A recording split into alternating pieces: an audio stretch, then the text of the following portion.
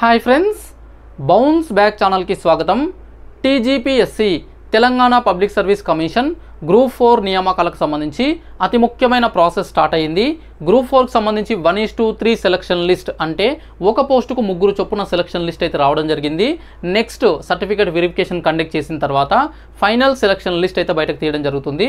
ఆ final selection లిస్ట్లో వచ్చిన వారినే మనము ప్రొవిజనల్ సెలక్షన్ లిస్ట్ అని చెప్పేసి అంటాము. వాళ్ళకు ఉద్యోగాలు వచ్చినట్లుగా లెక్క.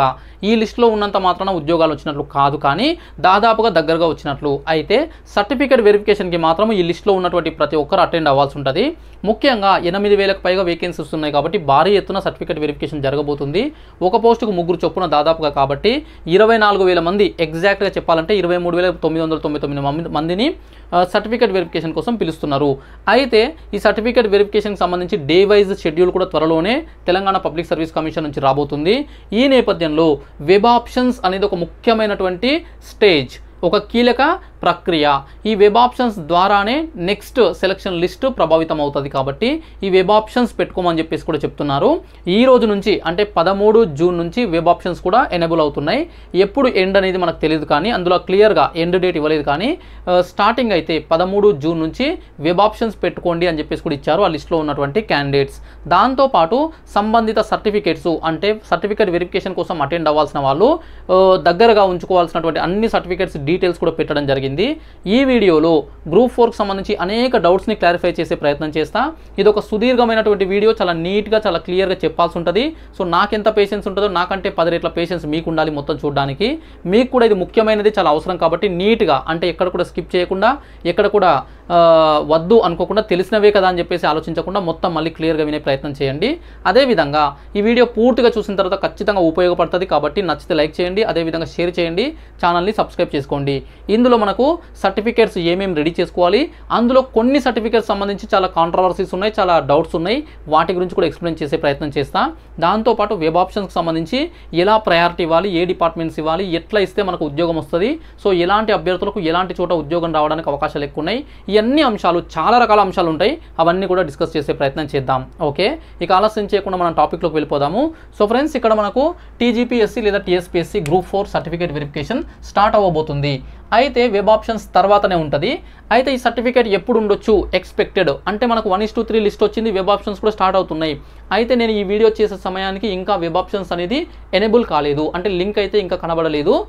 మేబీ అంటే నేను వీడియో అప్లోడ్ చేసిన తర్వాత మీకు ఆ వెబ్ ఆప్షన్స్ అనేది లింక్ ఓపెన్ కావచ్చు. నేను వీడియో చేస్తున్న సమయానికి అయితే ఇంకా వెబ్ ఆప్షన్స్ అనేవి స్టార్ట్ కాలేదు.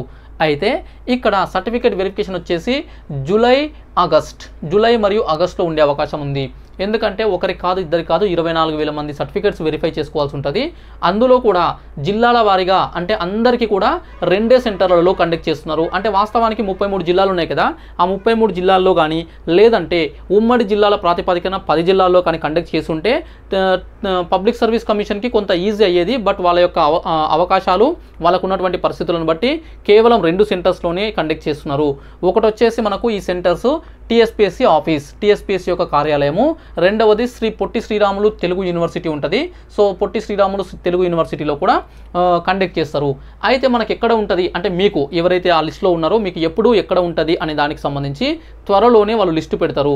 అందులో మీకు సెంటర్ కూడా, అంటే మీరు టీఎస్పీఎస్సీ సెంటర్లో అటెండ్ అవ్వాలా, లేదంటే పొట్టి శ్రీరాములు యూనివర్సిటీలో అటెండ్ అవ్వాలని చెప్పేసి కూడా మీకు ఒక ఇన్ఫర్మేషన్ అయితే రావడం జరుగుతుంది. దాని ప్రకారం మీకు ఇచ్చిన తేదీ ప్రకారము మీరు అటెండ్ అవ్వాల్సి ఉంటుంది. ఫర్ ఎగ్జాంపుల్, ఒక పర్సన్కి జూలై 10 తారీఖు రావచ్చు, ఎగ్జాంపుల్ అనుకుందాం. ఇంకొకరికి జూలై 31 తారీఖు రావచ్చు, ఇంకొకరికి ఆగస్టు 5 తారీఖు రావచ్చు. ఈ విధంగా డేట్స్ ఉండే అవకాశం ఉంది. అంటే ఇక్కడ ఎన్ని రోజులు ఉంటుంది అనేది క్లారిటీ లేదు, ఎవరికి ఏ రోజు వస్తుంది అనేది క్లారిటీ లేదు. కాబట్టి సర్టిఫికేట్స్ అయితే రెడీగా పెట్టుకోవాల్సిన అవసరం ఉంది. వెబ్ ఆప్షన్స్ మాత్రం అందరు ఇప్పుడు ఇవ్వాల్సిన సిచ్యువేషన్ ఉంది. అయితే ఇక్కడ day wise schedule will be released soon, త్వరలోనే రోజువారీగా ఏ రోజు ఎవరికి ఉంటుంది అనేది షెడ్యూల్ కూడా విడుదలవుతుంది. అయితే ఇక్కడ అతి ముఖ్యమైనది సర్టిఫికేట్స్. ఫస్ట్ వెబ్ ఆప్షన్స్ ఇచ్చిన తర్వాత సర్టిఫికేట్స్. అయితే వెబ్ ఆప్షన్స్ గురించి కొన్ని అంశాలు నేను ఎక్స్ప్లెయిన్ చేస్తా. ఇంకొన్ని అంశాలు అంటే వెబ్ ఆప్షన్స్ ఏవి ఇవ్వాలి, ఏ విధంగా ఇవ్వాలి, ప్రాసెస్ వచ్చేసి నెక్స్ట్ వీడియోలో చెప్తా. ఎందుకంటే ఇప్పటికీ మనకు వెబ్ ఆప్షన్స్ ఎనేబుల్ కాలేదు కాబట్టి వెబ్ ఆప్షన్స్ ఎనేబుల్ అయిన తర్వాత ఒక అప్లికేషన్, నేను ఎవరిదైనా తెలిసిన వాళ్ళది ఒక అప్లికేషన్ని ఓపెన్ చేసి వాళ్ళకు వెబ్ ఆప్షన్స్ పెట్టి దానికి సంబంధించినటువంటి ప్రతిదీ నోట్ చేసుకొని మీకు క్లియర్గా ఈ విధంగా పెట్టాలి అని ఎక్స్ప్లెయిన్ చేయడం ఉంటుంది. కాబట్టి ఇంకొక వీడియోలో వెబ్ ఆప్షన్స్ ఎట్లా ఇవ్వాలని చెప్పేసి చెప్తా. ఈ వీడియోలో మాత్రము వెబ్ ఆప్షన్స్ ఏవి ప్రయారిటీ ఇవ్వాలి, ఏ డిపార్ట్మెంట్స్ ఇచ్చుకోవచ్చు, ఏ ప్రాతిపదికన ఇవ్వాలి, ఎలా ఇస్తే ఎలా వచ్చే అవకాశం ఉంది, ఈ విషయాలు చెప్తా. ఓకే, సో అదనమాట. ఇక్కడ వెబ్ ఆప్షన్స్ ఇచ్చే కంటే ముందు మనం అంటే ఇవ్వాల్సి ఉంటుంది. ఆ వెబ్ ఆప్షన్స్ కంటే ముందు మనం సర్టిఫికేట్స్ ఒకటి రెడీ చేసుకోవాలి. ఆ సర్టిఫికేట్స్ సంబంధించి మనము క్లియర్గా తెలుసుకోవాల్సిన అవసరం ఉంది. ఇందులో కొన్ని మాత్రము చాలా కొంత డౌట్స్ ఉన్నాయి. చాలా డౌట్స్, వీటికి సంబంధించి అనేక రకాల ప్రశ్నలు, డౌట్స్, వాటికి క్లారిఫికేషన్ నన్ను అడుగుతున్నారు, అందుకే ఇది ముందు చెప్తున్నా. సో ఫ్రెండ్స్, మనకు ఖచ్చితంగా ఇవ్వాల్సింది ఒకటి, అంటే మనకు దాదాపుగా 18 నుంచి 19 అంశాలు ఇచ్చారు. 18 నుంచి 19 రకాల సర్టిఫికేట్స్ మనకు రెడీ చేసుకోమని చెప్పేసి ఇచ్చారు. ఫస్ట్ వన్ వచ్చేసి చెక్ లిస్ట్. దీన్నే మనం బేసిక్ ఇన్ఫర్మేషన్ డేటా అని చెప్పేసి అంటాము. Check list or basic information data. ఒక ఫామ్ అనేది ఉంటుంది మనకు. టీజీపీఎస్సీ వెబ్సైట్ ఉంటుంది కదా, మనం టీజీపీఎస్సీ లేదా టీఎస్పీఎస్సీ సెర్చ్ చేసిన తర్వాత మనకు హోమ్ పేజ్లో మనకు వెబ్సైట్ అని వస్తుంది. వెబ్సైట్ ఓపెన్ చేసిన తర్వాత right side, okay, right side మనకు కింద అంటే రైట్ సైడ్ అంటే క్యాండిడేట్స్ కార్నర్ అని చెప్పేసి ఉంటుంది. దాంట్లో కిందకి వెళ్తే లాస్ట్లో మనకు వెరిఫికేషన్ సర్టిఫికేట్స్ అని ఉంటాయి. అది ఓపెన్ చేస్తే మనకు ఈ గ్రూప్ 4కి సంబంధించిన సర్టిఫికేట్స్ కూడా పెడతారు. అంటే ఇప్పుడైతే లేవు, బట్ అది ఈ రోజు కానీ రేపు కానీ పెట్టే అవకాశం ఉంది. సో వాటిని లేదంటే తర్వాత ఒకవేళ వెరిఫికేషన్ డేట్స్ వచ్చిన తర్వాత పెట్టినా, ఎప్పుడు పెడితే అప్పుడు డౌన్లోడ్ చేసుకోండి. చెక్ లిస్ట్ అనేది తీసుకోవాలి. ఆ చెక్ లిస్ట్ అనేది మనకు ఒక ప్రింట్ సరిపోతుంది, బట్ ఒక కాపీ సరిపోతుంది, బట్ 2 లేదా 3 తీసి పెట్టుకోండి. ఏదైనా మిస్టేక్ జరిగితే మళ్ళీ వెంటనే నింపడానికి ఉంటుంది. కాబట్టి చెక్ లిస్ట్ ఒకటి దాంట్లో ఫిలప్ చేయాలి. ఈ చెక్ లిస్ట్లో ఏమేమి ఫిలప్ చేయాలి, ఎలా ఫిలప్ చేయాలనే దానిపైన కూడా ఒక వీడియో చేసి చెప్పే ప్రయత్నం చేస్తా అవి వచ్చిన తర్వాత. Next, submitted application form. మనకు అప్లికేషన్ చేసిన తర్వాత చాలామంది ఏం చేస్తారంటే అప్లికేషన్ ఫామ్ ఎక్కడో పడేసుకుంటారు, మర్చిపోతారు, అది ఉండదు. చాలామందికి మిస్ అవుతుంది. ముఖ్యంగా అప్లికేషన్స్ జరిగిన తర్వాత మనకు ఈ ప్రాసెస్ అయ్యే వరకు చాలా టైం పట్టింటుంది. కాబట్టి ఎప్పుడో 1-2 సంవత్సరాల క్రితం అప్లికేషన్ చేశారు కాబట్టి కొంతమంది దగ్గర ఉండకపోవచ్చు. No problem. మీరు తెలంగాణ పబ్లిక్ సర్వీస్ కమిషన్ యొక్క వెబ్సైట్లోకి వెళ్తే స్టూడెంట్స్ కార్నర్లోనే కింద నుంచి అంటే లాస్ట్ నుంచి సెకండ్ వన్ మనకు ఫామ్స్ ఉంటాయి. అంటే డౌన్లోడ్ చేసుకోవడానికి అనేక ఫార్మేట్స్ ఉంటాయి. అక్కడ మనకు అప్లికేషన్ ఫామ్స్ అలాంటివి కూడా వస్తుంటాయి. ఓకే, సో లాస్ట్ నుంచి సెకండ్ దాంట్లో మనకు ఫార్మేట్స్ అంటే క్యాస్ట్ సర్టిఫికేట్, ఇన్కమ్ సర్టిఫికేట్ అలాంటివి ఉంటాయి. దాంట్లోనే ఫస్ట్ నుంచి సెకండ్ అనుకుంటా, ఫస్ట్ నుంచి సెకండ్ చూసుకుంటే మనకు అప్లికేషన్ ఫామ్ కనిపిస్తుంది, డౌన్లోడ్ అప్లికేషన్ ఫామ్. అందులో మీరు లాగిన్ అయితే మీరు డౌన్లోడ్ అప్లికేషన్ ఫామ్ని మీరు డౌన్లోడ్ చేసుకోవచ్చు. సో అన్నీ ఉంటాయి, వెబ్సైట్లోనే అన్నీ ఉంటాయి, చూసుకోండి. సో అప్లికేషన్ సబ్మిటెడ్ ఫామ్ తీసుకొని, అంటే సబ్మిటెడ్ అప్లికేషన్ ఫామ్ అంటే సింపుల్ చెప్పాలంటే మీ అప్లికేషన్ ఫామ్ అది 2 కాపీస్ 2 కాపీస్ అంటే పెట్టుకోండి. Next, hall ticket. Hall ticket అనేది చాలామంది మిస్ అయ్యి ఉండొచ్చు, కానీ మీరు డౌన్లోడ్ చేసి ఉంటారు. చాలామంది మొబైల్స్ లేదా ల్యాప్టాప్స్ మీ దగ్గర ఉన్న దాంట్లోనే అందరి చేతిలో స్మార్ట్ మొబైల్స్ ఉన్నాయి కాబట్టి హాల్ టికెట్స్ పెట్టిన వెంటనే మీరు డౌన్లోడ్ చేసి ఉంటారు. మీ డౌన్లోడ్ ఫైల్స్ ఏవైతే ఉంటాయో అందులో మీ అప్లికేషన్ ఫామ్ ఉంటుంది. ఆ అప్లికేషన్ ఫామ్ మళ్ళీ ప్రింట్ తీసుకోండి. లేదంటే ఆల్రెడీ తీసిన ప్రింట్ హార్డ్ కాపీ మీ దగ్గర ఉంటే దాన్ని మళ్ళీ జిరాక్స్ తీసుకోండి. అప్లికేషన్ ఫామ్తో పాటు మనము హాల్ టికెట్ కూడా తీసుకెళ్ళాలి. ఇవి ఒక కాపీ సరిపోతుంది, బట్ ఒక 2 అలా తీసుకునే ప్రయత్నం చేయండి. Next, date of birth certificate. Date of birth certificate అంటే మీ యొక్క డేట్ ఆఫ్ బర్త్ కరెక్టా కాదా మీరు అప్లికేషన్లో పెట్టిన దాన్ని వెరిఫై చేసుకోవడం కోసం ఒక సర్టిఫికేట్ కావాలి. ఆ సర్టిఫికేట్ ప్రత్యేకంగా తేవాల్సిన అవసరం లేదు. మీ యొక్క ఎస్ఎస్సి మెమో, మీ 10th క్లాస్ మార్క్స్ మెమోలోనే ఉంటుంది, దాన్నే ప్రామాణికంగా తీసుకుంటారు. సో మనకు క్లియర్గా మెన్షన్ చేశారు ఎస్ఎస్సి మెమో. ఎస్ఎస్సి మెమో ఖచ్చితంగా ఒరిజినల్, జిరాక్సులు కాదు. జిరాక్సులు తీసుకోవాలి కానీ ఒరిజినల్ ఈజ్ మ్యాండేటరీ. ఒరిజినల్ని మీ దగ్గర పెట్టుకోండి. Next, school study certificates from 1 to 7th. ఎందుకంటే స్థానికతకు రుజువు వచ్చేసి మనకు 1 to 7 క్లాసెసే. అందులో 4 నుంచి 7 క్లాసులకు సంబంధించి అతి ముఖ్యమైనది కాబట్టి ఇక్కడ క్లాస్ 1 to 7కి సంబంధించినటువంటి బోనఫైడ్స్ ఖచ్చితంగా ఉండాలి. అదేవిధంగా హైయర్ ఎడ్యుకేషన్, అదేవిధంగా స్కూల్లో ఎస్ఎస్సికి సంబంధించి అంటే 8th, 9th, 10th వరకు కూడా బోనఫైడ్స్, దాంతోపాటు ఇంటర్మీడియట్ అన్ని బోనఫైడ్స్ పెట్టుకోండి. కానీ ముఖ్యమైనది మాత్రము మీ యొక్క అంటే లోకల్ క్యాడర్, ఏ జిల్లాకు వస్తారు, ఏ క్యాడర్కి వస్తారు, లేదంటే ఏ జోన్కి వస్తారు, ఇవన్నీ డిసైడ్ చేసేది మాత్రము 4 నుంచి 7వ తరగతి. 1 నుంచి 7, అందులో అతి ముఖ్యమైనది 4 నుంచి 7వ తరగతి కాబట్టి 1 to 7 వెంట పెట్టుకోండి. కొంతమందికి ఏమవుతుందంటే 1వ తరగతి కానీ, 2వ తరగతి కానీ, 3వ తరగతి కానీ, ప్రైవేట్ స్కూల్స్ ఏవో చిన్న చితక స్కూల్స్ ఏవో ఆ సందర్భంలో ఆ దగ్గరలో ఏది ఉంటే ఆ స్కూల్కి పంపిన రోజులు ఉన్నాయి. ఇప్పుడంటే చాలా డీటెయిల్గా అన్నీ ఫిలప్ చేసి అన్ని డేటా ఆన్లైన్లో పెట్టేసి మొత్తం అన్ని మెయింటైన్ చేస్తున్నారు. కానీ 1990sలో చదివిన వాళ్ళకి అంటే 1990 దశకంలో స్కూల్కి వెళ్ళినటువంటి పిల్లలకి 80స్లో, అదేవిధంగా 2001, 2, 3 ఆ టైంలో చదివిన వాళ్ళకి చాలా స్కూల్స్లో రికార్డు లేదు. అలాంటి సందర్భంలో 1వ తరగతి, 2వ తరగతి, 3వ తరగతి బోనఫైడ్స్ తెచ్చుకుందాం అనుకున్నా కూడా స్కూల్సే లేవు. ఆ స్కూల్స్ వేరే దగ్గర ఎక్కడైనా హ్యాండ్ ఓవర్ చేశారా వాటికి సంబంధించి అంటే అసలు డేటా ఏమీ లేదు. అట్లా చాలామందికి ప్రాబ్లం ఉంది. ఈ సందర్భంలో 4 నుంచి 7 వరకు ఉంటే సరిపోతుంది. 4 to 7, 4 నుంచి 7 వరకు మీ దగ్గర కనుక బోనఫైడ్స్ ఉంటే 1, 2, 3 లేకపోయినా నో ప్రాబ్లం. నా దగ్గర కూడా నా పర్సనల్గా నా విషయంలో కూడా 1 మరియు 2వ తరగతి బోనఫైడ్స్ నా దగ్గర లేవు. ఓన్లీ 3 నుంచి 7 వరకు ఉన్నాయి. తర్వాత అన్ని రెగ్యులర్గా ఉన్నాయి. అయితే 1, 2 కానీ 1, 2, 3 కానీ ఈ మొదటి 3 సంవత్సరాల్లో 1 కానీ 2 కానీ 3 కానీ లేకపోయినా ప్రాబ్లం లేదు. కానీ 4 నుంచి 7 వరకు మాత్రం కంపల్సరీ ఉండాలి. ఇవి మాత్రం అరేంజ్ చేసుకోండి. అక్కడ కూడా ఒకవేళ లేకపోయినట్లయితే, అక్కడ కూడా ఏవైనా మిస్ అయిపోయినట్లుంటే సో వాటికి సంబంధించినటువంటి ఎక్స్ప్లెనేషన్ మీరు తెలంగాణ పబ్లిక్ సర్వీస్ కమిషన్కి ఇవ్వాల్సి ఉంటుంది. అదేవిధంగా మీరు ఒక రెసిడెన్షియల్ సర్టిఫికేట్ కూడా తెచ్చుకునే ప్రయత్నం చేయండి. అయితే ఇక్కడ ఈ 1 to 7 బోనఫైడ్స్ ఎవరు చదువుకున్నటువంటి వాళ్ళు, అంటే స్కూల్కి వెళ్ళి రెగ్యులర్ ఎడ్యుకేషన్ చేసిన వాళ్ళు. అలా కాకుండా డైరెక్ట్గా ఓపెన్ 10th కానీ ప్రైవేట్ ఎడ్యుకేషన్ కానీ చేసి ఉంటారు. అంటే వాళ్ళు స్కూల్కి వెళ్ళాల్సిన పని లేదు, స్కూల్స్కి వెళ్ళరు, ఏమీ వెళ్ళరు, డైరెక్ట్గా ఫీజు కట్టేసి ఎగ్జామ్స్ రాస్తారు. మనకు కొన్ని ఆప్షన్స్ ఉన్నాయి. సో ఈ విధంగా ఓపెన్ 10th అని చెప్పేసి ఇలా అంటుంటారు కదా, అలా డైరెక్ట్గా 10వ తరగతి ఓపెన్ 10th అని చెప్పేసి కడతారు. ఆ విధంగా రాసినటువంటి వాళ్ళు ఉన్నారు. అలాంటి వాళ్ళకు చదివిన స్కూల్స్లో డేటా ఉండదు, చదవలేదు ఎక్కడ, కాబట్టి ఈ బోనఫైడ్స్ ఉండవు. కాబట్టి మీరు ఖచ్చితంగా రెసిడెన్షియల్ సర్టిఫికేట్ తెచ్చుకోవాల్సి ఉంటుంది.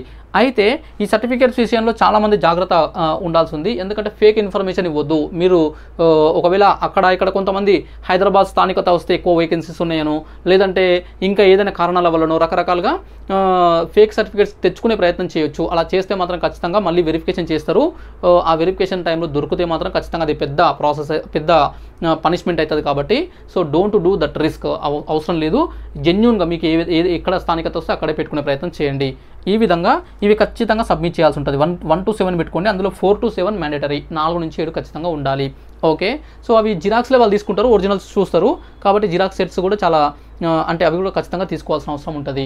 దాంతోపాటు provisional and convocation certificate and marks memo. Provisional certificate అంటే మనకు డిగ్రీ లేదా పీజీకి సంబంధించి ఈ ఎగ్జామ్ గ్రూప్ 4 వచ్చేసి రిక్రూట్మెంట్ డిగ్రీ, ఎనీ డిగ్రీ కాబట్టి డిగ్రీకి సంబంధించినటువంటి మనకు ప్రొవిజనల్ సర్టిఫికేట్ ఒకటి ఇస్తారు. అందరి దగ్గర ఉంటుంది ఖచ్చితంగా, ఇది సబ్మిట్ చేయాల్సి ఉంటుంది. దాంతోపాటు కన్వొకేషన్ సర్టిఫికేట్ అనేది చాలామంది తీసుకోకపోయి ఉండొచ్చు. మెజారిటీ ఆఫ్ ద క్యాండిడేట్స్ దగ్గర లేకపోయి ఉండొచ్చు, తీసుకోకపోయి ఉండొచ్చు. కొంతమంది 10-15 సంవత్సరాలైనా తీసుకోరు, అప్లై చేసుకోరు, యూనివర్సిటీస్ నుంచి తీసుకోరు. కాబట్టి సో ఇది మాత్రం అడుగుతున్నారు ఈసారి. కానీ ఖచ్చితంగా అక్కడ సబ్మిట్ చేయాలన్నా, మరి లేదు కదా ఇప్పుడు అప్లై చేయడానికి కూడా వెంటనే ఇవ్వరు కదా అని చెప్పేసి చాలామంది నన్ను డౌట్స్ అడుగుతున్నారు. ఇక్కడ భయపడాల్సిన అవసరం లేదు. వాస్తవానికి గతంలో జరిగిన అన్ని రిక్రూట్మెంట్స్లో ఎందులో అయినా సరే, సో నేను టీఎస్పీఎస్సీకి సంబంధించినవే 4 అటెండ్ అయినా, టీఎస్పీఎస్సీకి సంబంధించినవే 4 అటెండ్ అయినా. కాబట్టి ఆ 4 కూడా ఎక్కడ అడగలే, ఎక్కడ కూడా మనకు అంటే ఈ కన్వొకేషన్ సర్టిఫికేట్ అడగలేదు. అడిగారు కానీ నేను మార్క్స్ మెమో అంటే మనకు కన్సాలిడేటెడ్ మార్క్స్ మెమో ఉంటుంది కదా, సిఎంఎం అంటాం, అది ఒకటి, ప్రొవిజనల్ సెలక్షన్ లిస్ట్ ఒకటి, ప్రొవిజనల్ సర్టిఫికేట్, ఈ ప్రొవిజనల్ సర్టిఫికేట్ ఒకటి, ఈ 2 చూసేసి వాళ్ళు కన్సిడర్ చేయడం అయితే జరిగింది. పర్టికులర్గా ఖచ్చితంగా ఉండాలి అని చెప్పేసి కన్వొకేషన్ సర్టిఫికేట్ అడగలేదు. కానీ ఈసారి మెన్షన్ చేశారు కాబట్టి అడుగుతారు.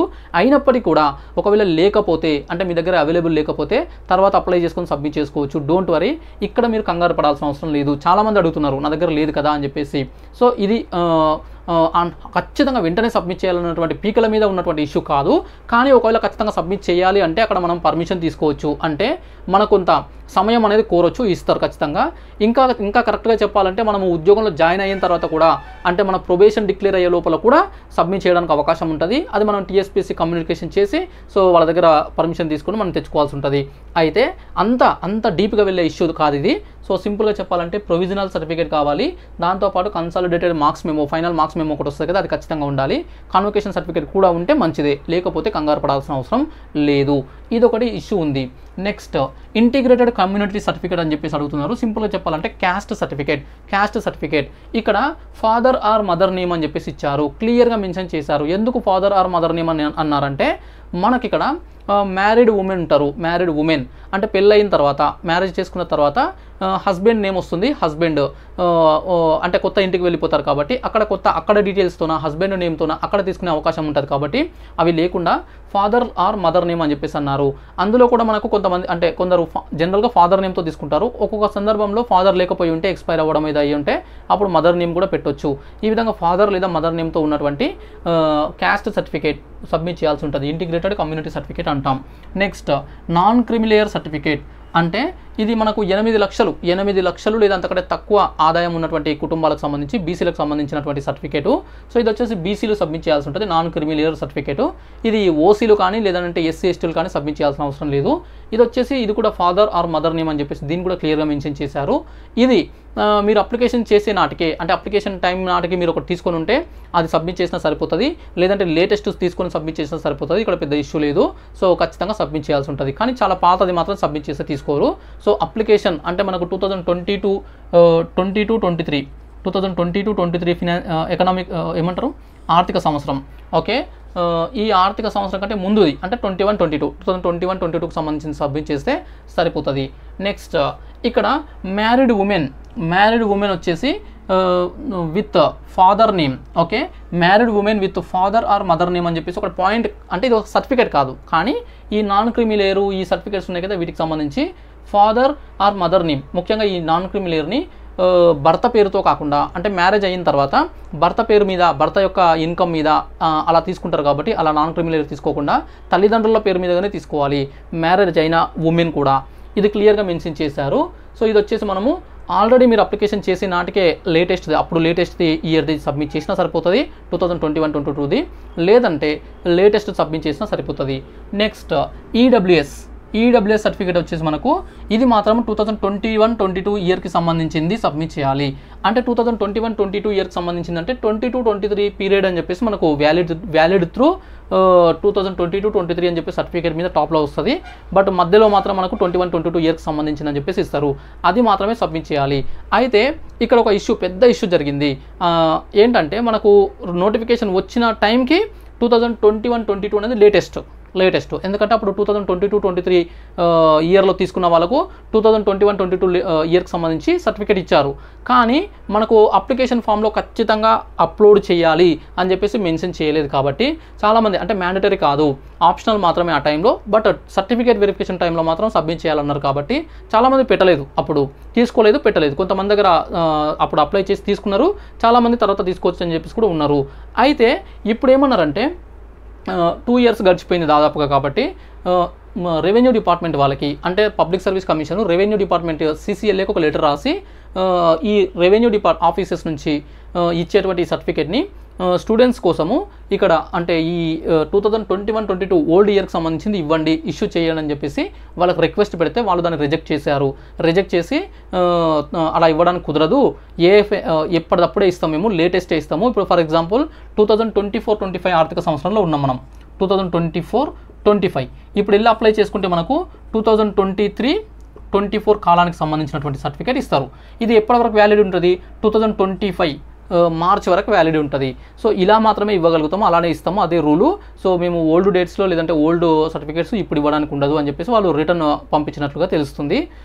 అయితే ఇప్పుడు ఈ ఇష్యూ మరి ఏం చేయాలి? బాధితులు చాలామంది ఉంటారు, ఎందుకంటే 24,000 మందిలో ఈడబ్ల్యూఎస్ కింద ఉన్న వాళ్ళు ఒక 5,000 మంది ఉన్నారు అనుకుందాం ఎగ్జాంపుల్.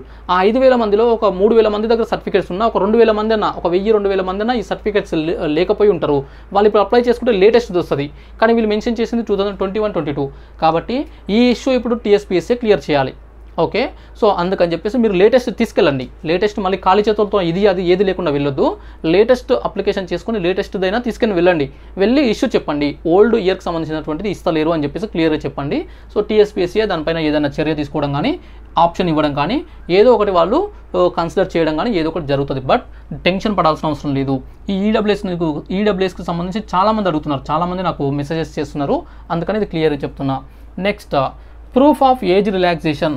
కొంతమందికి ప్రభుత్వ ఉద్యోగులు అయ్యండి సర్వీస్ బేస్డ్గా కానీ, లేదంటే ఎక్స్ సర్వీస్ మెన్ కానీ, లేదనంటే NCCకి సంబంధించి కానీ ఏదైనా ఏజ్ రిలాక్సేషన్ క్లెయిమ్ చేస్తుంటే, అంటే మీకు వయసు ఎక్కువగా ఉండి ఆ రిజర్వేషన్స్ వల్ల మీకు ఏజ్ అనేది సరిపోతుంది, ఉద్యోగానికి అర్హులు అవుతున్నారు అనుకుంటే, ఆ ఏజ్ రిలాక్సేషన్ క్లెయిమ్ చేసినట్లయితే మీరు సర్వీస్ సర్టిఫికేట్, ప్రభుత్వ ఉద్యోగం అయితే ఒక 10 ఏళ్ళ నుంచి చేస్తున్నా అంటే దానికి సంబంధించినటువంటి సర్వీస్ సర్టిఫికేట్ ఆఫీస్లోనే, మీ డిపార్ట్మెంట్ ఏదైతే డిపార్ట్మెంట్ నుంచి మీ ఆఫీస్లోనే ఇస్తారు, తెచ్చుకోవచ్చు.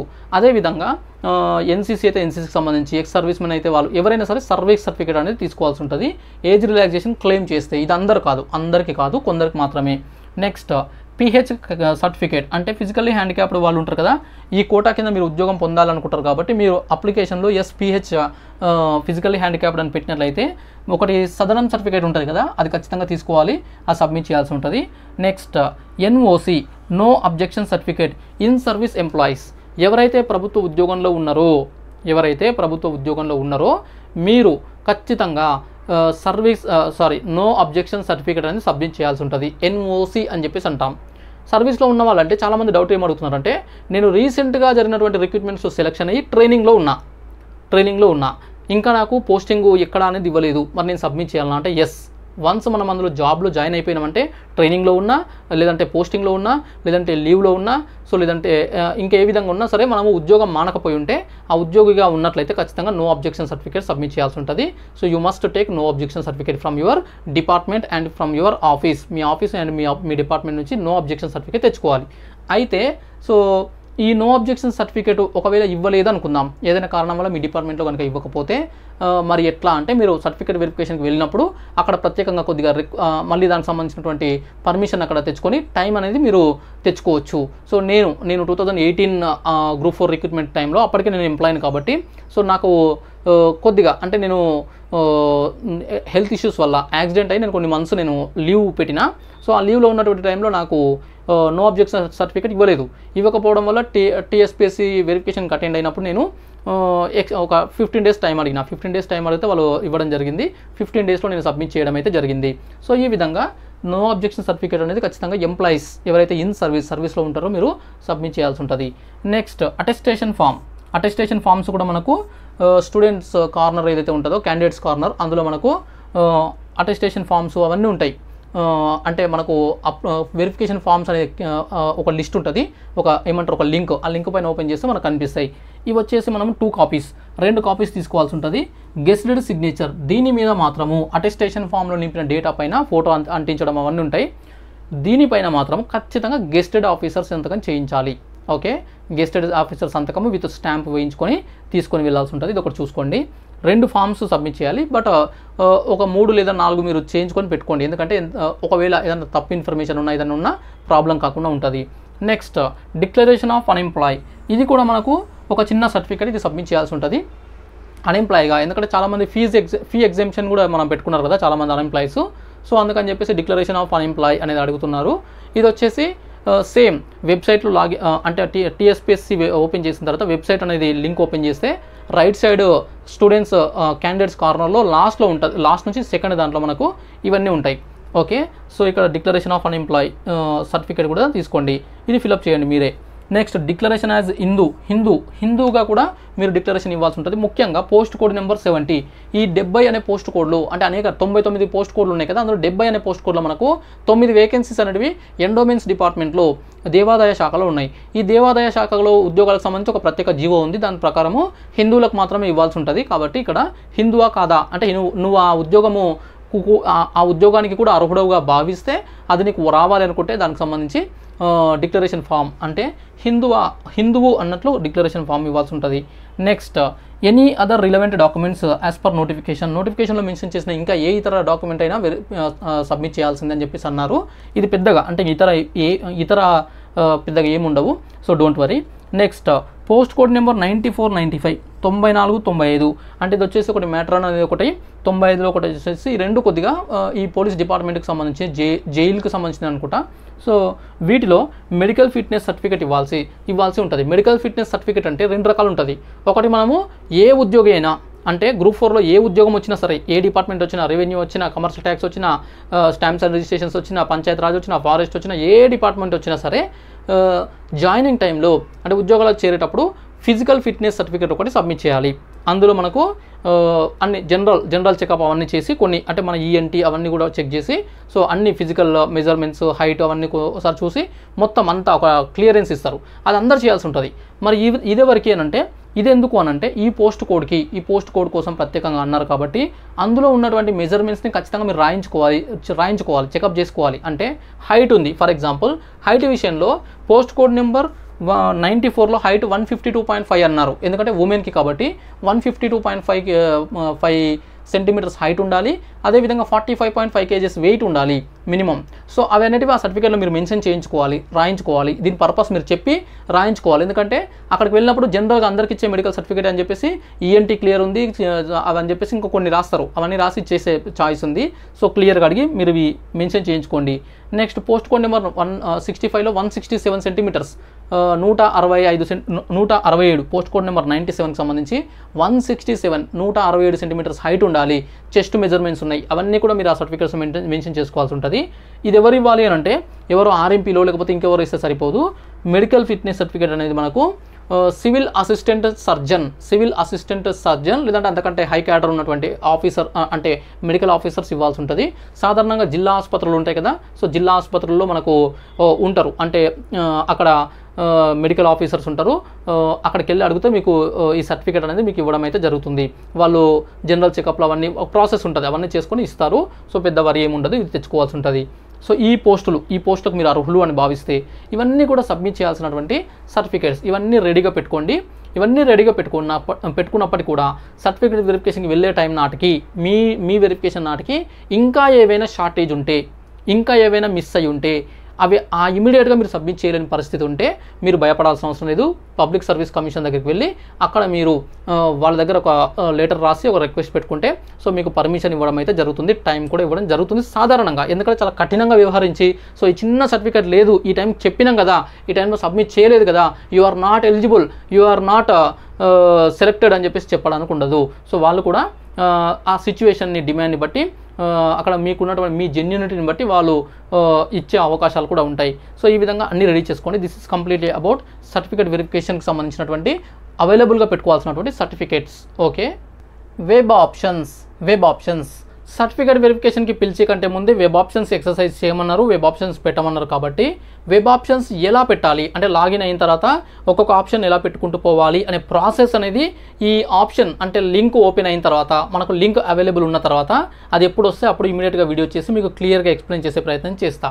అయితే ఇది దాదాపుగా చాలామంది చేయగలుగుతారు, బట్ తెలియని వాళ్ళ కోసం ఎక్స్ప్లెయిన్ చేస్తా. కానీ అసలు ఏ ఆప్షన్ ముందు పెట్టాలి, ఏ డిపార్ట్మెంట్ ముందు పెట్టుకోవాలి, ఎక్కడ ఫస్ట్ ప్రయారిటీ ఇవ్వాలి, ఎలా సెలెక్షన్ చేసుకోవాలి, అసలు వెబ్ ఆప్షన్స్ ఎన్ని ఇవ్వాలి, ఎన్ని ఇస్తే మనకు జాబ్ వస్తుంది, ఇలా అనేకమైనటువంటి డౌట్స్ మీలోనే ఉన్నాయి. చాలామంది నాకు వందల కొద్ది మెసేజెస్ వస్తున్నాయి. బిజీ షెడ్యూల్ వల్ల గత 2-3 రోజులు నేను అవైలబుల్గా లేకపోవడం వల్ల మీకు ఎవరికి రిప్లై ఇవ్వలేకపోయినా అయితే ఈ వీడియో మీకు సమాధానం చెప్తుంది అనుకుంటున్నా. సో ఫ్రెండ్స్, ఇక్కడ అనేక అంశాలను మనం పరిగణలోకి తీసుకొని అంటే వెబ్ ఆప్షన్స్ పెట్టే కంటే ముందే ఈరోజు లింక్ ఓపెన్ అయినా కూడా మీరు ఇమీడియట్గా వెంటనే వెబ్ ఆప్షన్స్ ఏదో ఒకటి పెట్టేయకండి. 1-2 డేస్ వెయిట్ చేయండి, 1-2 డేస్ దీనిపైన ఎక్సర్సైజ్ చేయండి. నేను చెప్పిన విధంగా అన్ని చెక్ చేసుకొని మీరు డిపార్ట్మెంట్స్ని సెలెక్ట్ చేసుకొని పోస్ట్ కోడ్ సెలెక్ట్ చేసుకొని ఆ విధంగా ఒక్కొక్కటిగా మీరు పెట్టుకుంటూ పోవాల్సి ఉంటుంది. అయితే ఇక్కడ ఈ సెలెక్షన్ ఎట్లా చేసుకోవాలి అనే దానికి సంబంధించి అనేక అంశాలు ఒకసారి పరిశీలిద్దాం. ఇందులో ఫస్ట్ మనకు ఎలాంటి పోస్టులు ఉన్నాయి. మనకు ఈ వెబ్ ఆప్షన్స్ 13th అంటే ఈ రోజు నుంచి ఓపెన్ అవుతాయి, బట్ ఇంకా ఓపెన్ కాలేదు. లాగిన్ డీటెయిల్స్ అంటే మనకు ముందు లింక్ వచ్చిన తర్వాత అందులో మన లాగిన్ డీటెయిల్స్ అంటే మన టీఎస్పీసీ ఐడి వాళ్ళు ఏం అడుగుతుంది, హాల్ టికెట్ నెంబర్ అడిగితే హాల్ టికెట్ నెంబరు, అదేవిధంగా ఓటీపీ అడిగితే ఓటీపీ, ఇవన్నీ ఎంట్రీ చేసి పెట్టాల్సి ఉంటుంది. కానీ ఇలా పెట్టాలి అంటే టకటక పెట్టుకుంటూ పోతే సరిపోదు. ఏది పెడతామో ఏది పెట్టకూడదు అనేది మొత్తం అంటే పేపర్ వర్క్ చేయాలి. పేపర్ మీద మీరు నీట్గా వర్క్ చేసి ఒక లిస్ట్ అనేది పేపర్ మీదనే మీరు తయారు చేసుకోవాలి. మీరు తయారు చేసుకున్నటువంటి పేపర్ మీదనే అవే వెబ్ ఆప్షన్స్ అని ఫైనల్ ఫిక్స్ అయిన తర్వాత అప్పుడు జస్ట్ లాగిన్ అయ్యి ఈ డీటెయిల్స్తో లాగిన్ అయ్యి మీరు అందులో వెబ్ ఆప్షన్స్ ఎక్సర్సైజ్ చేసి పెట్టి సబ్మిట్ కొట్టి ప్రింట్ తీసుకోవాల్సి ఉంటుంది. కొంతమంది అందులో పెట్టిన తర్వాత అంటే వెబ్ ఆప్షన్స్ అనేటివి అందులో ఎంటర్ చేసిన తర్వాత సబ్మిట్ కొట్టకుండా క్లోజ్ చేసి కూడా వస్తుంటారు. ఆ తప్పులు చేయొద్దు. అయితే ఇక్కడ మనం పోస్టులను గమనిద్దాం. మనకు గ్రూప్ 4 నోటిఫికేషన్లో 8,180 వేకెన్సీస్ అంటే అన్నీ ఒకటే ఉద్యోగాలా? నో, కాదు. ఫర్ ఎగ్జాంపుల్ ఇప్పుడు అసిస్టెంట్ మోటార్ వెహికల్ ఇన్స్పెక్టర్ అనేది ఉంది. Assistant motor vehicle inspector AMVI, okay, assistant motor vehicle inspector. ఇది ఒకటే పోస్ట్ మీన్స్ ఒకటే రకమైన పోస్ట్. ఇందులో కొన్ని వేకెన్సీస్ ఉంటాయి. 10, 20, 30, 50, 100 ఎన్నో వేకెన్సీతో నోటిఫికేషన్ వచ్చింది. కొన్ని వేకెన్సీస్తో అది రిక్రూట్మెంట్ ప్రాసెస్ అవుతుంది. ఇలా ఉన్నప్పుడు ఇది వేరు ప్రయారిటీ అనేది ఇవ్వడానికి ఏముండదు అక్కడ. కాకపోతే ఏ జిల్లా ఏ డిస్టిక్ లేదంటే జోన్ అయితే జోను అలాంటివి ఇవ్వాల్సిన అవసరం ఉంటుంది. కానీ ఇక్కడ మనకు 8,180 వేకెన్సీస్ అనేటివి 99 పోస్ట్ కోడ్లు ఉన్నాయి. పోస్ట్ కోడ్లు, అంటే రకరకాల పోస్టులు అనేటివి 99 రకాల పోస్ట్ కోడ్లతోనే ఉన్నాయి. అదేవిధంగా మనకు జిల్లాలు 33 జిల్లాలు ఉన్నాయి, 33 జిల్లాలు. సో ఈ విధంగా ఏ జిల్లాలో నువ్వు ప్రయారిటీ కోరుకుంటున్నావు, ఏ డిపార్ట్మెంట్ కోరుకుంటున్నావు, ఇవన్నీ కూడా ఖచ్చితంగా ఇవ్వాల్సి ఉంటుంది. ఒకటే వెబ్ ఆప్షన్స్ ఇచ్చి వదిలేయొద్దు. మొత్తం మీకు అవకాశం ఉన్నటువంటి ప్రతిదీ కూడా వెబ్ ఆప్షన్స్ పెట్టి రావాల్సి ఉంటుంది. ఇది గమనించాలి. అయితే ఇక్కడ మనకు పోస్టులు వచ్చేసి స్టేట్ క్యాడర్ ఉన్నాయి, దాదాపుగా 627 వేకెన్సీస్, అంటే యూనివర్సిటీస్ అలాంటి వాటిలో రాష్ట్ర స్థాయి ఉద్యోగాలు. అంటే ఇందులో ఈ ఉద్యోగాలకు తెలంగాణలో ఉన్నటువంటి ప్రతి ఒక్క అభ్యర్థి ఎలిజిబులే అవుతాడు. తెలంగాణలో ఉన్నటువంటి ప్రతి ఒక్కరు కూడా అవకాశం ఉంటుంది. ఫర్ ఎగ్జాంపుల్ ఉస్మానియా యూనివర్సిటీలో ఉన్నటువంటి జూనియర్ అసిస్టెంట్ పోస్టులు ప్రతి జిల్లా వాడికి కూడా, అంటే ఆదిలాబాద్ నుంచి కరీంనగర్ వరకు కావచ్చు, ఆదిలాబాద్ నుంచి ఖమ్మం వరకు కావచ్చు, లేదంటే వనపర్తి నుంచి మెదక్ వరకు కావచ్చు, ఎక్కడైనా సరే ఏ జిల్లాలు తీసుకున్నా కూడా ప్రతి జిల్లా వాళ్ళకు కూడా సమాన అవకాశాలు ఉంటాయి. వాళ్ళ ర్యాంకు, వాళ్ళకు ఉన్నటువంటి రిజర్వేషను వాటిని బట్టి, వాళ్ళ యొక్క కమ్యూనిటీని బట్టి అక్కడ వేకెన్సీస్ డిక్లేర్ అవుతాయి. అంటే వాళ్ళకి వస్తుందా రాదా డిసైడ్ అవుతుంది. అంతే తప్ప ఒకరికి వచ్చి ఒకరికి వద్దు అని చెప్పేసి ఉండదు. ఇది 627 వేకెన్సీస్ ఉన్నాయి. నెక్స్ట్ సిడి క్యాడర్ అని చెప్పేసి ఇది ఎగ్జాక్ట్ ఫిగర్ నేను చూడలేదు. అంటే కొన్ని జిల్లాలు కలిపి ఒక సిడి క్యాడర్ అనే ప్రాతిపదికన ఒక విధమైనటువంటి వేకెన్సీస్ ఉన్నాయి. నెక్స్ట్ డిస్ట్రిక్ట్ క్యాడర్, జిల్లా స్థాయి పోస్టులు, అంటే ఏ జిల్లాకు ఆ జిల్లాకు సపరేట్గా చూపించే పోస్టులు ఉన్నాయి. ఇదొకటి. ఈ 3 రకాల పోస్టులు ఉన్నాయి. ఇదొకటి. అయితే మళ్ళీ మనకు పోస్ట్ కోడ్ 3, 3వ పోస్ట్ కోడ్ నెంబర్ 3 వచ్చేసి మనకు ఇది బీకామ్ డిగ్రీ అని చెప్పేసి అడిగారు. అంటే ఇందులో ఉన్నటువంటి వేకెన్సీస్కి ఖచ్చితంగా బీకామ్ డిగ్రీ చదివిన వాళ్ళకే ఎలిజిబుల్. ఇప్పుడు నేను ఒకవేళ స్టేట్ ఫస్ట్ ర్యాంక్ వచ్చినా కూడా నేను ఆ బీకామ్ డిగ్రీకి సంబంధించినటువంటి పోస్ట్ని ఫస్ట్ ప్రయారిటీ ఇచ్చినా కూడా నాకు ఇవ్వరు ఉద్యోగం. ఎందుకంటే నాది బీకామ్ డిగ్రీ కాదు, నాది బీటెక్. కాబట్టి ఈ విధంగా కేవలం కొంతమందికి మాత్రమే ఎలిజిబిలిటీ వస్తుంది. అంటే బీకామ్ డిగ్రీ ఎవరికైతే ఉంటుందో, బీకామ్ జనరల్ కావచ్చు, కంప్యూటర్స్ కావచ్చు, వాళ్ళు మాత్రమే అర్హులు. పోస్ట్ కోడ్ నెంబర్ 61 తీసుకుంటే బీకామ్ కంప్యూటర్స్, అంటే బీకామ్తో పాటు కంప్యూటర్స్లో బీకామ్ చేసి ఉండాలి. ఇలాంటి వాళ్ళకి ఎలిజిబిలిటీ ఉంటుంది. Next post code 93, 94, 11B, 55B, 75B, 88B ఇవన్నీ కూడా మనకు ఓన్లీ ఉమెన్, కేవలం మహిళలకు మాత్రమే అక్కడ ఉద్యోగాలు ఉంటాయి. మహిళలకు మాత్రమే ఉద్యోగాలు చూపించారు. అందులో పురుష అభ్యర్థి స్టేట్ ఫస్ట్ ర్యాంక్ వచ్చినా కూడా ఆప్షన్ ఇస్తే, ఫస్ట్ ఆప్షన్ ఇస్తే అది ఇన్వాలిడ్ అయిపోతుంది. ఆ ఆప్షన్ అంటే ఆ ఆప్షన్లో ఉద్యోగం ఇయ్యరు. నెక్స్ట్ ఆప్షన్ చెక్ చేస్తారు. నెక్స్ట్ ఆప్షన్ అంటే ఇందులో నువ్వు పురుషుడివి కాబట్టి, మహిళకు ఉద్యోగం కాబట్టి ఇది నీకు ఇవ్వరని చెప్పేసి నెక్స్ట్ ఆప్షన్ చెక్ చేయడం జరుగుతుంది. ఈ విధంగా ఉంటాయి. అంటే మహిళలకు ఈ ఉద్యోగాలన్నీ వాళ్ళకు ప్రత్యేకంగా అడ్వాంటేజ్ అవుతాయి. నెక్స్ట్ పోస్ట్ కోడ్ 70 తీసుకుంటే హిందూ ఓన్లీ అని చెప్పేసి అన్నారు. ఎందుకంటే ఎండోమెంట్స్ డిపార్ట్మెంట్స్లో కాబట్టి హిందువులకు మాత్రమే అవకాశం ఉంది. ముస్లింలు కానీ క్రిస్టియన్స్ కానీ వీళ్ళు ఆప్షన్ పెట్టినా కూడా అక్కడ ఉద్యోగం ఇవ్వరు. Next post code 94 and 95 physical requirements ఉన్నాయి. అంటే శారీరక సామర్థ్యాలు, అంటే ముఖ్యంగా కొలతలు అంటే హైట్ కావచ్చు, చెస్ట్ కావచ్చు, ఇలాంటివి మెజర్మెంట్స్ ఉన్నాయి. ఇప్పుడు నేను వెళ్ళి ఈ పోస్ట్ కోడ్ 95 కనుక నేను ఆప్షన్ పెడితే నాకు రాదు. ఎందుకంటే అక్కడ 167 సెంటీమీటర్స్ అడిగారు, నేను లేను కాబట్టి అది నాకు ఎలిజిబిలిటీ కాదు. దానికోసం డిక్లరేషన్ ఫామ్ కూడా అడుగుతున్నారు, సర్టిఫికేట్ కూడా. కాబట్టి ఇవన్నీ కూడా మనం చూసుకోవాల్సి ఉంటుంది. సో ఇందులో ఏది మనకు ఎలిజిబిలిటీ వస్తుంది, ఏది ఎలిజిబిలిటీ రావట్లేదు, అవన్నీ చెక్ చేసుకొని సిద్ధంగా పెట్టుకోండి. ఇక స్టేట్ క్యాడర్ ఉన్నాయి, ఇవి అందరికీ, అంటే ఎనీ డిగ్రీ మీద ఉంటాయి. సిడి క్యాడర్, డిస్ట్రిక్ట్ క్యాడర్ ఇవన్నీ కూడా సాధారణ డిగ్రీ మీద ఉన్నటువంటి ఇతర ఉద్యోగాలు. ఇవన్నీ చేసుకున్న తర్వాత ఇప్పుడు మీరు ఏం చేయాలంటే ప్రయారిటీ తెలుసుకోవాలి. మీ ప్రయారిటీ ప్రకారము మీరు దేనికి ఇంపార్టెన్స్ ఇస్తున్నారు అనే దాని ప్రకారము వెబ్ ఆప్షన్స్ని సిద్ధం చేసుకోవాలి. ఇప్పుడు కొంతమంది ఏం చేస్తారంటే తను ఉన్నటువంటి ప్రాంతానికి దగ్గరలో రావాలి అనుకుంటారు. విలేజ్ పల్లెటూరు ప్రాంతంలో ఉంది, సో ఏదో ఒక జిల్లాలో మార్మూల్ ప్రాంతంలో, అంటే ఏదో కొమరంభీం ఆసిఫాబాద్ జిల్లా అనుకుందాం. ఈ కొమరంభీం ఆసిఫాబాద్ జిల్లా అనే జిల్లాలో ఒక మారుమూల ప్రాంతంలో ఉన్నటువంటి ఒక వ్యక్తి తన చుట్టుపక్కల ఉన్నటువంటి, అంటే చుట్టుపక్కల ఉన్న మండలం కావచ్చు, దగ్గర నియరెస్ట్ టౌన్ కావచ్చు, లేదంటే డిస్ట్రిక్ట్ హెడ్ క్వార్టర్స్లో కావచ్చు, ఉద్యోగం వస్తే బాగుంటుంది అని చెప్పేసి ప్రయారిటీ ఇవ్వచ్చు ప్రాంతాన్ని బట్టి. అదే వ్యక్తి కొన్ని సందర్భాలలో అతను ఆ విధంగా ఇస్తే వాళ్ళ ఫ్రెండే ఇంకొకరు ఇలా ఇవ్వచ్చు, నేను హైదరాబాద్లో ఉంటా, నేను ఆదిలాబాద్లో ఉండను, నేను కొమరంభీం ఆసిఫాబాద్లో ఉండను, సో నేను హైదరాబాద్లో ఉద్యోగం చేస్తా, అక్కడ ఉండి ఏదో వేరే పర్పస్ ఉండొచ్చు, లేదంటే హైదరాబాద్ ఇష్టం ఉండొచ్చు, ఏదైనా కావచ్చు, హైదరాబాద్లో ఉద్యోగం చేస్తా అనొచ్చు. ఆ విధంగా హైదరాబాదు ప్రాంతానికి ప్రయారిటీ ఇవ్వచ్చు. ఈ విధంగా ప్లేసెస్, కొంతమంది పట్టణాలలో హైదరాబాద్లో, కొంతమంది జిల్లా హెడ్ క్వార్టర్స్లో, కొంతమంది విలేజ్కి దగ్గరగా మండల కేంద్రాలలో, కొంతమంది ఎక్కడొచ్చినా సరే అనుకోవచ్చు. ఈ విధంగా ప్లేస్ అనేది ఒక ప్రయారిటీగా మారుతుంది.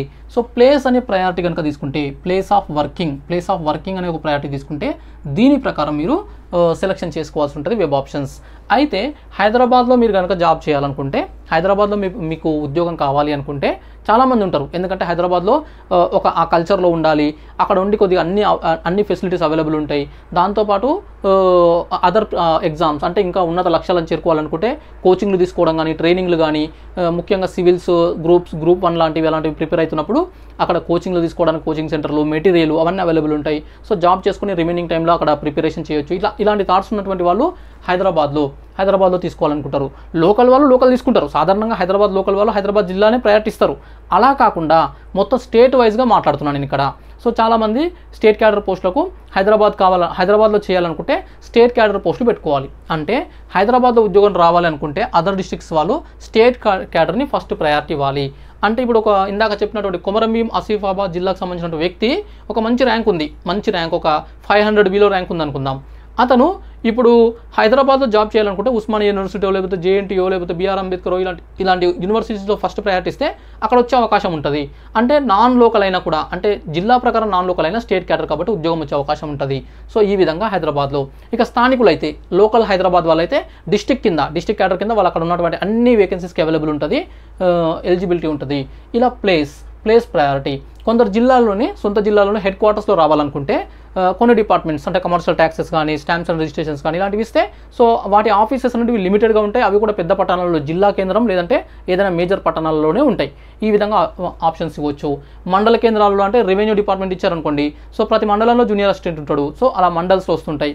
ఇక ఎనీ ఏరియా అంటే కొన్ని ఎస్పీ ఆఫీసులు కావచ్చు, లేదంటే గురుకుల రెసిడెన్షియల్కి సంబంధించినటువంటి స్కూల్స్ కావచ్చు, ఇలాంటివి ఉంటాయి కదా. సో వాటికి సంబంధించినటువంటి వాటిలో జూనియర్ అసిస్టెంట్ పోస్టులు కనుక అయితే అవి ఎక్కడైనా ఉండొచ్చు. ఓకే, అంటే జిల్లా కేంద్రంలోనే కాదు, కొంచెం ఓపెన్ ప్లేస్లో బయట కూడా ఉండొచ్చు. ఈ విధంగా ఎక్కడ మీరు ప్రయారిటీ ఇస్తున్నారా అంటే ప్లేస్ ఆఫ్ వర్కింగ్ని బట్టి కూడా మీరు ఫస్ట్ నుంచి ప్రయారిటీస్ ఇచ్చుకుంటూ పోవచ్చు.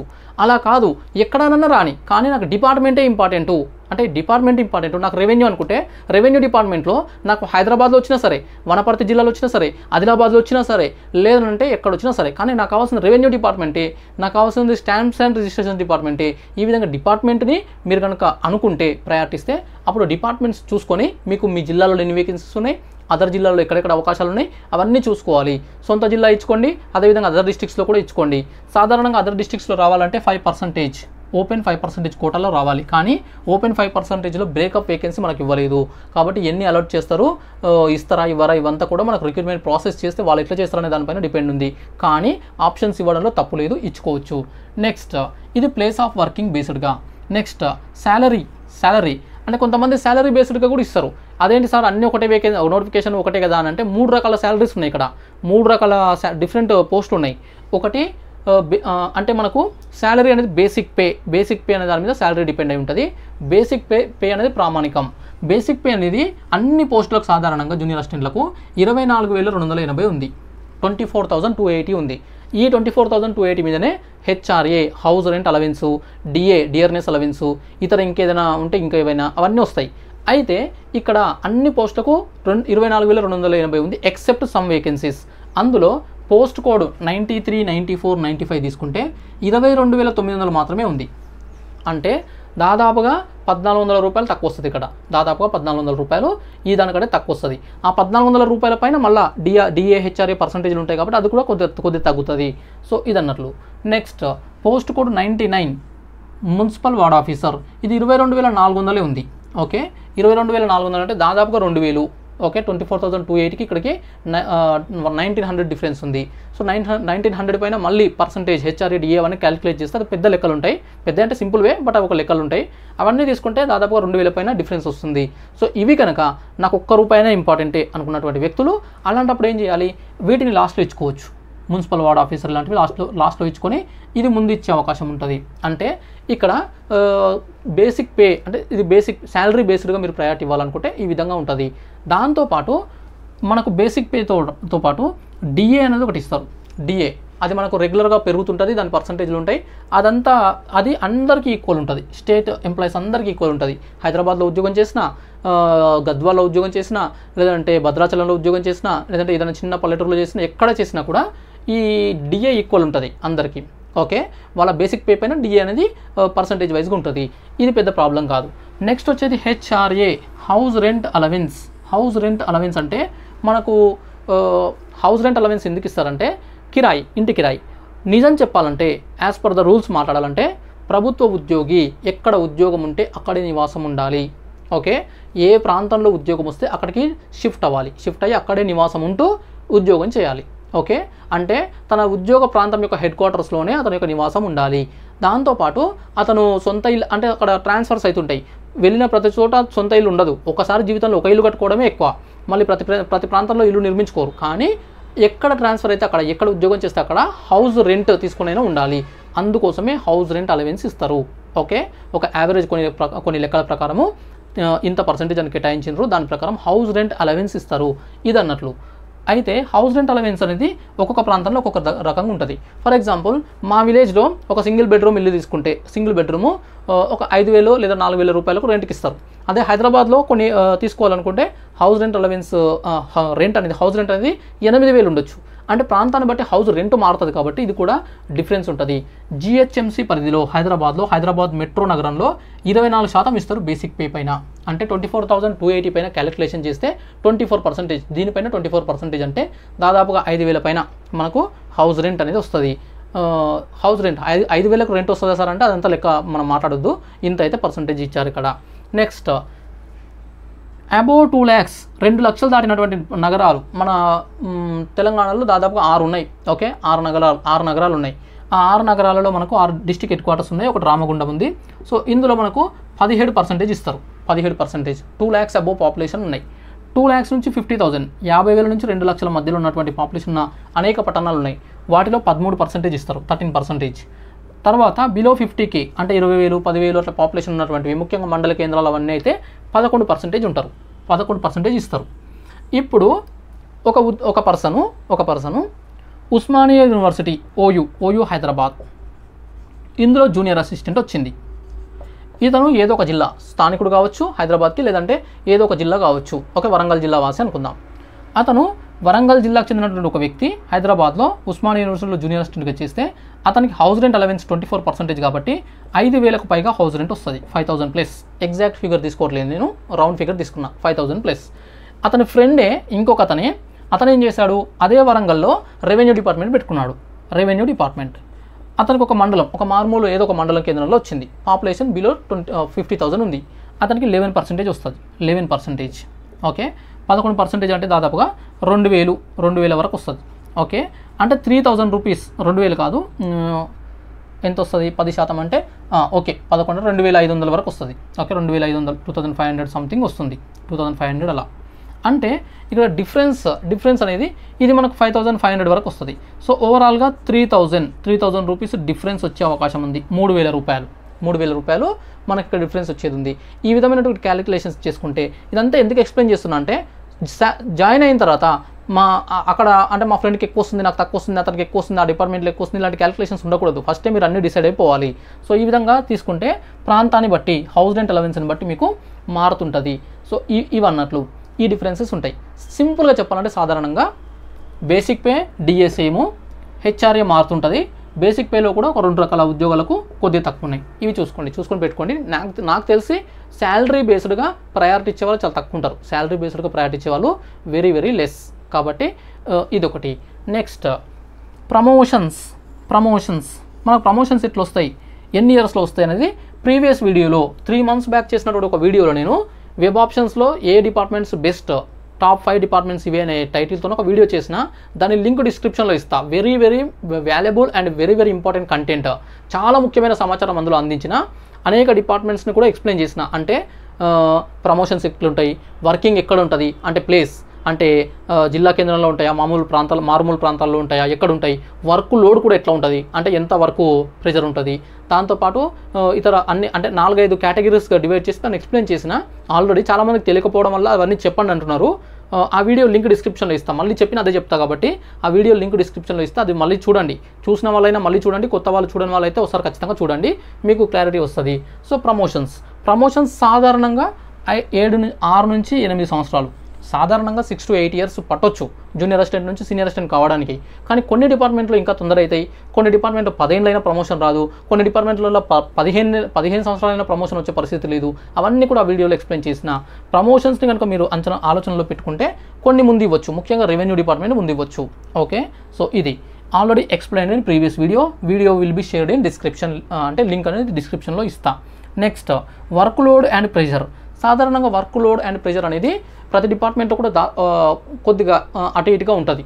కానీ ఇక్కడ గుర్తుపెట్టుకోవాల్సిన అంశం ఏంటంటే పని లేకుండా ఏ డిపార్ట్మెంట్ ఉండదు. అసలు పని లేకుండా ఖాళీగా వెళ్ళి కూర్చొని వచ్చే డిపార్ట్మెంట్స్ ఏమి ఉండవు. అన్నింటిలో పని చేయాలి, పని చేసేందుకే మనకు జీతం ఇస్తారు. కానీ కొన్ని డిపార్ట్మెంట్స్లో అది కాస్త ఎక్కువగా అనిపిస్తుంది. ఎందుకంటే దాని యొక్క స్ట్రక్చర్, ఆ డిపార్ట్మెంట్ యొక్క వర్కింగ్, దానిలో ఉండే ఫంక్షన్స్, అందులో ఉండే పనులు, అక్కడ పబ్లిక్తో ఉన్నటువంటి ఇంటరాక్షన్తో బట్టి ఎక్కువ ఉంటుంది. సో అలాంటివన్నీ కూడా నేను ఆల్రెడీ వీడియోలో ఎక్స్ప్లెయిన్ చేసిన, అది మళ్ళీ లింక్ ఇదే సేమ్ వీడియో, ఇంతకుముందు చెప్పిన వీడియోలోనే మీరు చూడండి. నెక్స్ట్ అదర్ ఆపర్చునిటీస్ అంటే ఇతర అవకాశాలు. ఇందులో 2 రకాల అవకాశాలు ఆలోచిస్తున్నారు. అది చాలామంది నన్ను డైరెక్ట్గా అడిగినారు. సో ఇది చెప్పొచ్చో చెప్పకూడదు, కానీ అయినప్పటికీ కూడా నేను ఎక్స్ప్లెయిన్ చేస్తున్నా. Clearly I will explain. అయితే ఇక్కడ ఫస్ట్ వన్ వచ్చేసి మనీ. ప్రభుత్వ ఉద్యోగం అనగానే ఒక పేరు ఉంది, ఇప్పుడు పోతుంది. బట్ ప్రభుత్వ ఉద్యోగం అని అంటే బాగా డబ్బులు వస్తాయి అని ఒక థాట్లో ఉన్నారు సమాజం. ఒకప్పుడు అంటే మనకు స్వాతంత్రం వచ్చిన తర్వాత 1950s, 1960s, 1970s, 80s ఇలా ఆ సమయాల్లో ఇంత టెక్నాలజీ లేదు, ఇంత ఎడ్యుకేషన్ లేదు, అంటే లిటరసీ లేదు, ఇంత అవేర్నెస్ లేదు. సో ఒక అధికారి అని అంటే ఒక దేవుడి కంటే ఎక్కువ చూసేవాళ్ళు. ఎన్నో రకాల డ్రాబ్యాక్స్ ఉన్నాయి, అంటే సమాజంలో ఎన్నో రకాల వెనకబాటుతనం ఉంది. ఆ టైంలో ఉండొచ్చు, మనం చూడలేదు. బట్ అప్పుడు మరి ఉన్నాయేమో తెలియదు ఆ లంచాలు అవన్నీ. కానీ రాను ఏమవుతుందంటే మనకు ట్రాన్స్పరెన్సీ పెరుగుతుంది, డిజిటలైజేషన్ పెరుగుతుంది, మోడలైజేషన్ పెరుగుతుంది, గ్లోబలైజేషన్ పెరుగుతుంది.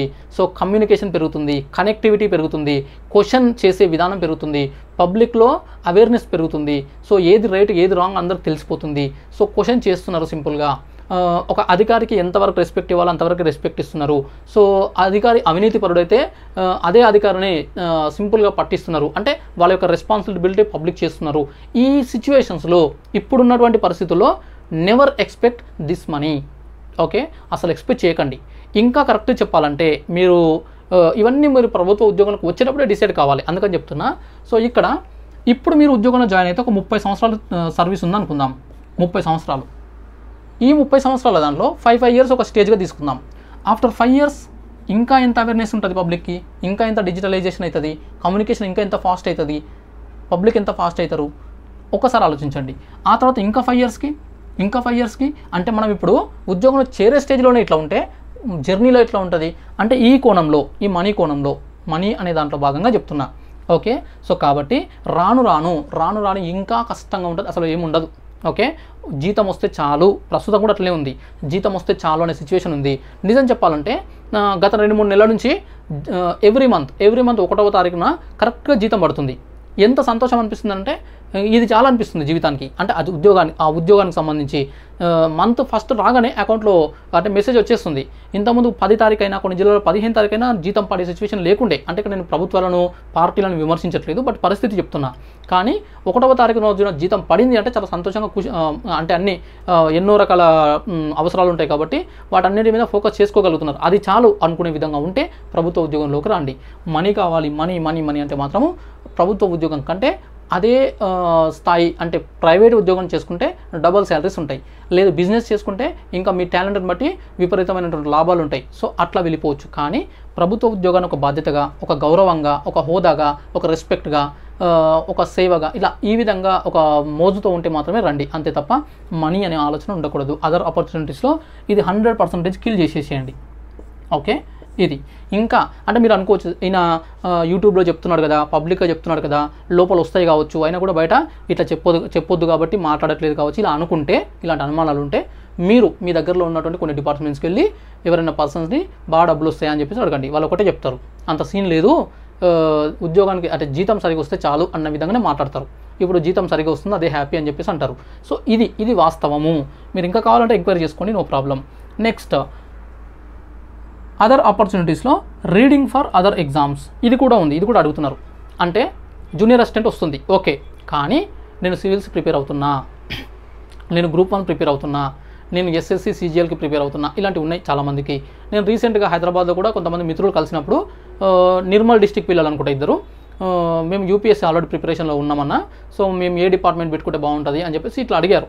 అంటే ఇవి ఎందుకు అడుగుతున్నారంటే అంటే ఇప్పుడు ఏదో చాలా రిమోట్ ఏరియాస్లో, చాలా మారుమూల ప్రాంతాల్లో, చిన్న గ్రామాల్లో అక్కడ ఉంటే స్టడీ మెటీరియల్ కావచ్చు, ఇంటర్నెట్ ఫెసిలిటీస్ కావచ్చు, న్యూస్ పేపర్ కావచ్చు, మ్యాగజైన్స్ కావచ్చు, ఇతర కోచింగ్లు కావచ్చు, అవన్నీ అవైలబుల్ ఉండవు. హైదరాబాద్లో ఉంటే మనకు అన్నీ అవైలబుల్ ఉంటాయి. సో డైలీ డ్యూటీ చేసుకున్నా కూడా సాయంత్రం ఒక 7 గంటలకు వచ్చినా కూడా 8, 9, 10, 11 ఒక 4 గంటల టైం ఉంటుంది. ఆ టైంలో ఒక 2 గంటల కోచింగ్ కూడా వెళ్ళొచ్చు. ఒక 2 అవర్స్ ఒక సబ్జెక్ట్ కనుక ఆప్షనల్ సబ్జెక్ట్లో ఏదో పెట్టుకుంటే, ఏదో ఒకటి మీరు ఏ కోచింగ్ అనుకుంటే ఆ కోచింగ్ అలాంటివి పెట్టుకుంటే అలాంటివి చేసుకోవచ్చు. దాంతోపాటు వీకెండ్స్లో అంటే సండే, సాటర్డేస్ టైం ఉన్నప్పుడు టెస్టులు రాసుకొని ఇవన్నీ కూడా చేసుకోవాలి. ఇట్లాంటి థాట్స్ ఉంటే మళ్ళీ state cadre, go to state cadre Hyderabad. మీరు ఏ జిల్లా అయినా సరే హైదరాబాద్కు రావచ్చు. లేదంటే మీ డిస్టిక్లోనే డిస్టిక్ హెడ్ క్వార్టర్స్లో ఉద్యోగాలు ఉండే డిపార్ట్మెంట్స్ని సెలెక్ట్ చేసుకోవచ్చు. ఇలాంటి ప్రయారిటీస్ మీరు ఏమనుకుంటున్నారు అనే దానిపైననే మీ వెబ్ ఆప్షన్స్ ఆధారపడి ఉన్నాయి. నేనేం చెప్తే అది పెట్టాల్సిన అవసరం మీరు లేదు, అలా పెట్టకూడదు కూడా. నేను 2018 రిక్రూట్మెంట్కి సంబంధించి నేను వెబ్ ఆప్షన్స్ పెట్టినప్పుడు నా అవసరాలకు తగ్గట్టు పెట్టుకున్నా. నా అవసరాలకు, నా యాటిట్యూడ్కు, నా ఫ్యూచర్ నేను ఏం చేస్తానే దానికి సంబంధించి నేను వెబ్ ఆప్షన్స్ పెట్టుకున్నా. అలాంటి సందర్భంలో నాకు రెవెన్యూ డిపార్ట్మెంట్ ఛాన్స్ ఉన్నా పెట్టుకోలే, స్టాంప్స్ అండ్ రిజిస్ట్రేషన్స్ ఛాన్స్ ఉన్నా పెట్టుకోలే. నేను ఫస్ట్ ఆప్షన్ ఇచ్చేసి కమర్షియల్ ట్యాక్సెస్ డిపార్ట్మెంట్ ఇచ్చుకున్నా. ఎందుకంటే నాకు మిగతా వాటితో కంపేర్ చేసుకుంటే, పర్సనల్గా నేను ఎంక్వైరీ చేసుకుంటే నాకు ఆ టైంలో ఇది సూటబుల్ అవుతుంది అనిపించింది, అందులోకి వెళ్ళిపోయినా.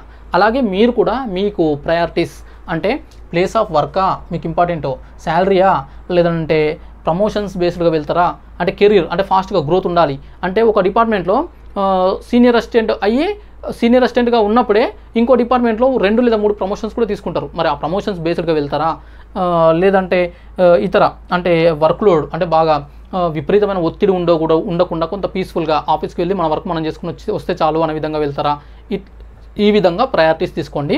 సో దీనికి సంబంధించి ప్రీవియస్ వీడియో ఖచ్చితంగా చూడండి. ప్రీవియస్ వీడియో అందులో మీకు చాలా అంశాలు ఉన్నాయి. ఎందుకంటే మళ్ళీ అదంతా ఇప్పుడు చెప్తే ఇంకొక హాఫ్ అన్ అవర్ పైన అవుతుంది, వీడియో చాలా లెంత్ అవుతుంది కాబట్టి చెప్పట్లేదు. ఆల్రెడీ ఉంది, కంటెంట్ ఉంది. సో అది ఈ 2 వీడియోస్ మీకు 90% డౌట్స్ క్లియర్ చేస్తే వెబ్ ఆప్షన్స్ ఇవ్వడంలో. ఓకే, ఇంకా ఏవైనా నేను కవర్ చేయని ఉంటే అవి గ్యాదర్ చేసి 1-2 డేస్లో మళ్ళీ ఇస్తా. అయితే వెబ్ ఆప్షన్స్ ఓపెన్ అయిన తర్వాత, లింక్ ఓపెన్ అయిన తర్వాత ఎట్లా పెట్టాలి అనేది కూడా మీకు ఎక్స్ప్లెయిన్ చేస్తా. ఎన్ని వెబ్ ఆప్షన్స్ ఇవ్వాలనేది కూడా ఒక డౌట్. ఒక 10 ఇస్తే సరిపోతాయా, ఒక 20 ఇస్తే సరిపోతాయా, ఒక 50 ఇవ్వాలన్నా, మరి ఎన్ని ఇవ్వచ్చు అని అంటే మీకు మీ జిల్లాతో పాటు మీకు నచ్చిన డిపార్ట్మెంట్స్తో పాటు ఇతర డిపార్ట్మెంట్స్, స్టేట్ క్యాడరు, సిడి క్యాడరు, మీకు ఎలిజిబిలిటీ వచ్చే ప్రతి ఉద్యోగం ఇవ్వండి. ప్రతి ఉద్యోగానికి ఆప్షన్ ఇవ్వండి. కొన్ని ఉద్యోగాలు, కొన్ని డిపార్ట్మెంట్స్ ఇది నాకు నచ్చదు సార్ అంటే మీరు కోరుకునే రాకపోతే కనీసం అది కూడా రావాలంటే వెబ్ ఆప్షన్స్ ఇవ్వాల్సిందే, ఇవ్వకపోతే రాదు. కాబట్టి ప్రతిదీ ఇవ్వండి. అదర్ డిస్ట్రిక్ట్స్లో కూడా ఇవ్వండి. అదర్ డిస్ట్రిక్ట్స్లో కూడా కొన్ని వేకెన్సీస్ ఎక్కువ కనబడితే ఇచ్చేసేయండి, నో ప్రాబ్లం. 5%లో కనుక ఒకవేళ వేకెన్సీ పడితే ఇచ్చే ఛాన్స్ ఉంటుంది.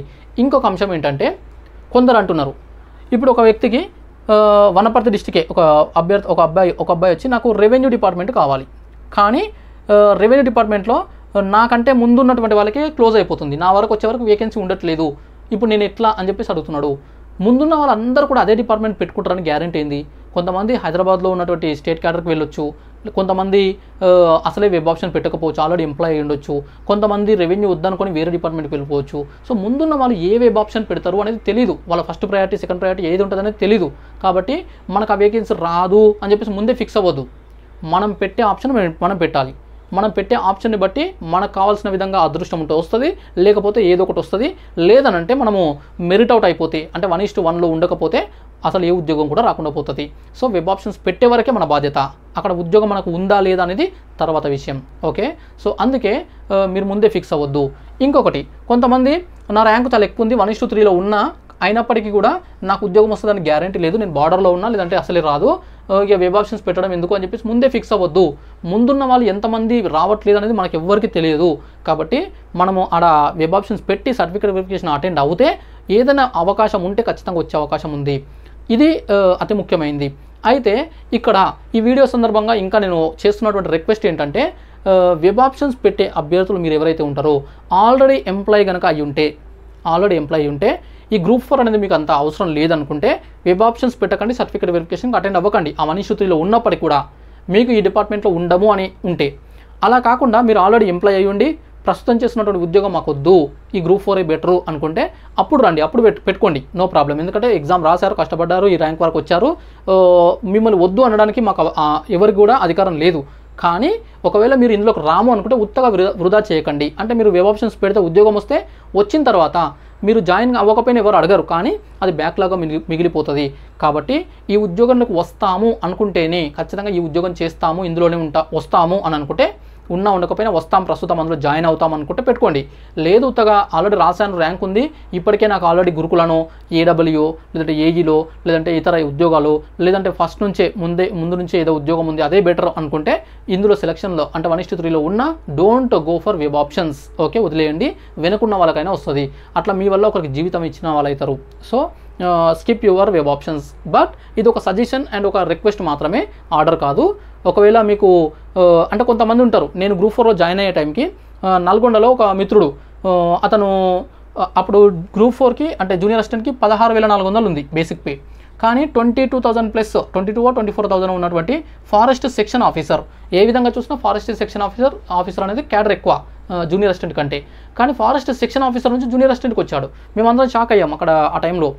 ఎందుకు అనంటే అతనికి ఉన్నటువంటి అవసరాలు, అతనికి ఉన్నటువంటి ఇబ్బందులు, అతనికి ఆ డిపార్ట్మెంట్స్లో కొన్ని నచ్చినాయి, కొన్ని నచ్చలేదు.